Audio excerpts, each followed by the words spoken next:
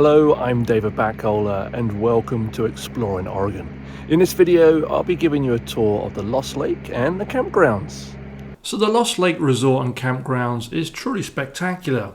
The lake itself is warm enough to swim in, it has sensational views of the forest and Mount Hood in the distance.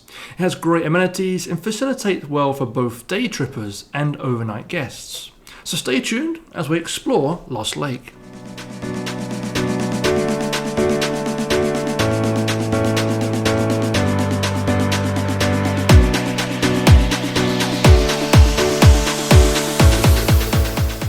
So Lost Lake is about an 85-mile drive from Portland, and with favourable traffic conditions it will take under 2 hours to get to.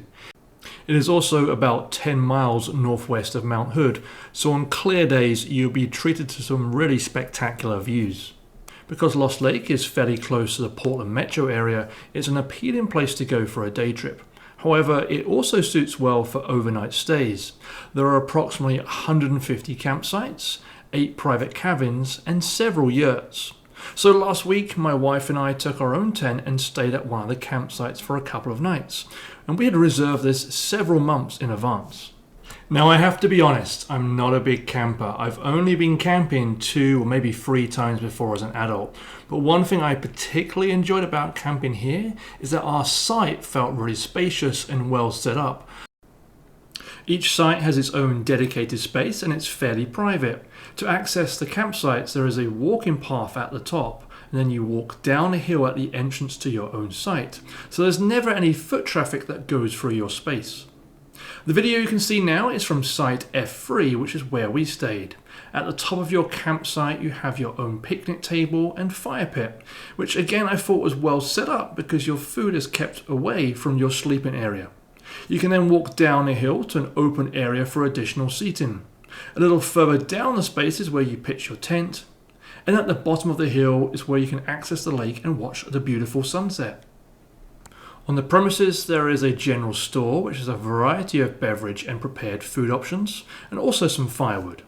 And then next to the store is the Lost Lake Grill, which has some fairly simple food options including hot drinks, burgers and ice cream. Now the grill is open 6 days a week from 8 AM to 5 PM and closed on Tuesdays. Across from the store and the grill at the edge of the lake is the boathouse where you can rent kayaks, paddle boards, rowboats and fishing equipment.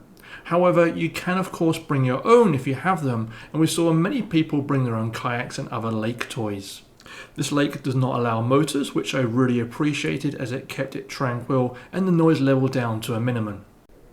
So the highlight of the trip for us was spending time on the lake itself, especially relaxing in our floaties. When we were there in mid-August, we found the water to be a perfect temperature and the water was clear and looked really clean. Now we rented a kayak and a stand-up paddleboard for the day. This was only my second time trying a stand-up paddleboarding, and I didn't have much luck the first time I tried. Thankfully, this really nice lady saw that I was struggling and gave me some great advice on how to stand up. Now if you look closely, you'll see she also has a 4-legged friend on the front of her board, and this was fairly common. The resort is dog friendly and dogs are allowed to stay overnight too. So overall, we had a great time staying at the resort. It's very tranquil, well laid out and great for both overnight stays and day trippers.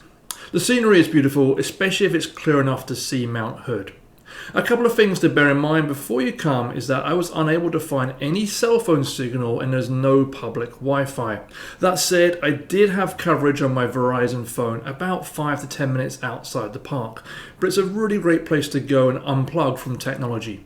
Secondly, because of the slight altitude, it can get cold at night, so if you're camping, make sure you pack accordingly.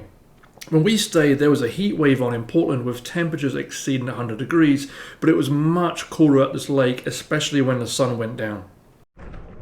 So I hope you've enjoyed this tour of Lost Lake. Please do like and subscribe for more content like this. Until the next time, thanks for watching.